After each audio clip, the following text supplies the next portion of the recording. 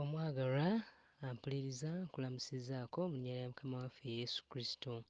Tugenda mu maaso n'essaala zaffe nga tusabira abaana baffe. Jjo twabasabidde Mukama abazimbemu okumatira mu mitima gyabwe.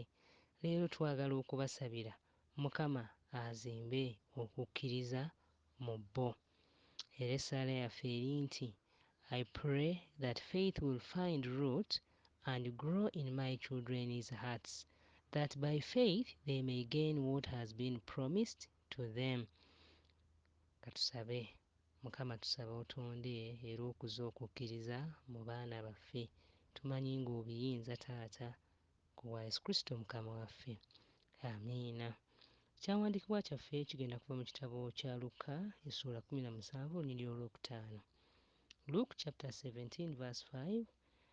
The apostles said to the Lord, increase our faith. Mu Luganda agambye atya? Luka ssuula 17 olunyiriri olwokutaano. Abatume ne bagamba Mukama waffe nti otwongereko okukkiriza. Mu Bayibuli muno essuula gye tulina eyogera ku kukkiriza tugisanga mu Bebbulaniya essuula 11 okuva ku lunyiriri olusooka paka ku lwana essuula eyo gy'eggwera, nga tulaba abantu ab'enjawulo abaweereza Mukama Katonda oba abatambula ne Mukama Katonda mu ngeri ez'enjawulo n'engeri gye bakkiririzaamu mu Mukama ne basobola okutuuka ku bye baatuukako ng'olwaleero tubisomako. Ekyokulabirako, by faith Sarah herself conceived a child when she was past the age of conception. Nti olw'okukkiriza Saara yasobola okufuna olubuto era n'azaala omwana mu myaka gye egy'obukadde. By faith Abraham obeyed God and left his home country and went not knowing where he was going. Nti olw'okukkiriza yajjayo Ibulayimu Mukama yamugamba nti va mu nsi y'ewammwe ogende mu nsi gye ndikulaga. Olw'okukkiriza Ibulayimu n'agoberera Mukama. Ekyokusatu, by faith we understand that the universe was created by the word of God. Nti olw'okukkiriza tutegeera nti ensi eno yatondebwa olw'ekigambo kya Katonda. N'ebirala ebyokulabirako bingi nti olw'okukkiriza abantu ab'enjawulo mu Bayibuli baasobola okukola bye baakola oba ebintu eby'enjawulo byabatuukako kubanga bakkiririza mu Mukama Katonda nti Katonda asobola. Olw'okukkiriza tulina ebintu bye tukola naye olw'okubanga tuba tukkiririza naye nga tukkiririza mu kintu kyonna oba muntu yenna naye nga tukkiririza mu Mukama Katonda n'okuluŋŋamya kwe ne twesanga nga tukoze kye tukoze ne tukkiriza nti Katonda afaayo, Katonda atulaba, Katonda agenda kutuwa obuwanguzi. Okukkiriza okwo kwe tulaba mu bajjajjaffe abo ab'enjawulo besomako mu Bebbulaniya 11. Okukkiriza okwo kwe njagala owooluganda mpuliriza ali eyo. Okukkiriza okwo kwe njagala tusabire abaana baffe. Ensi eno eyina ebisoomooza bingi. Omwana oba omuntu yenna ayinza okutuuka mu mbeera n'agamba Mukama, ddala ddala oli ludda wa nga bino na bino bintuukako? Wakati mu mbeera ez'okusoberwa, wakati mu mbeera ez'okwebuuza kati nzizaako ki? Okukkiriza kwaffe kwe kuyina okutweyimirira.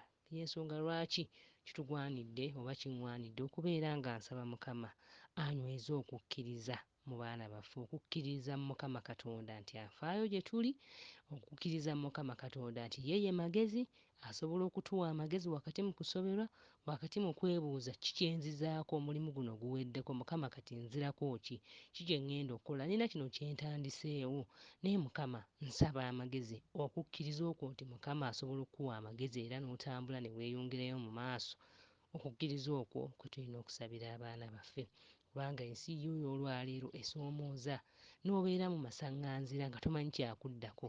Naye katusabe Mukama azimbe okukkiriza mu baana baffe bakkiririze mu Mukama Katonda nti Mukama Katonda afaayo era ye mutonzi waabwe.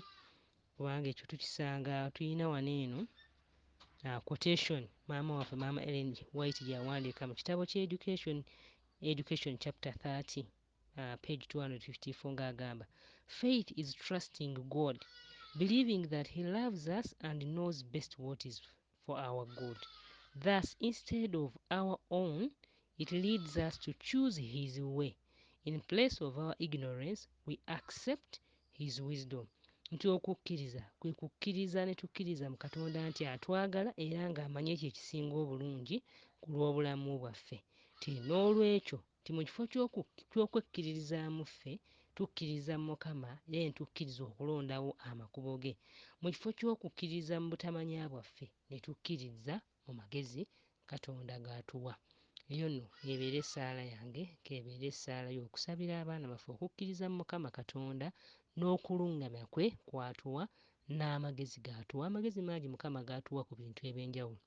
Mukama atuwadde amagezi regarding marriage, ku bufumbo. Mukama atuwa amagezi maka ga kika ki ge twandikoze nga ffe Abakristaayo. Mukama atuwa amagezi ku byenjigiriza. Njigiriza kika ki gy'olina okuyigirizaamu abaana bo. Enkuza y'abaana, abaana olina kubakuza ng'obalerera mu nkuza efaanaganako etya. Mukama atuwadde ago amagezi. Naye ebyo byonna byonna ne bibeera bwe bityo naye nga tolina kukkiriza mu ggwe, byonna biyinza obutagasa. Naye Mukama atuyambe era atusaasire nti atonde era akuze okukkiriza mu baana baffe bakkirize mu Mukama Katonda ng'omutonzi waabwe, ate n'oluvannyuma bakkirize okuluŋŋamya kwe n'amagezi Katonda g'agaba. Olwo nno tunaasobola okuyita mu nsi eno ey'emitawaana, mu nsi esoomooza, ng'ate Mukama waffe bw'atuteekateeka olwo bwakabaka obugenda okujja. Mukama omulungi tukwebaza kubanga era obadde wamu naffe. Tusaba onyweza okukkiriza kwaffe ng'abazadde mu ggwe Yesu, ate n'oluvannyuma Mukama tusaba onyweza okukkiriza kw'abaana baffe yonna gye bali, abato, abavubuka, abakulu. Mukama leka bakukkirize nga ggwe mutonzi waabwe, kabakkirize nga ggwe muluŋŋamya waabwe. Mukama otambule wamu nabo obaluŋŋamye mu nsi eno, ate nga bw'obateekateeka n'olwobwakabaka obugenda okujja, ku bwa Yesu Kristo Mukama waffe. Amiina.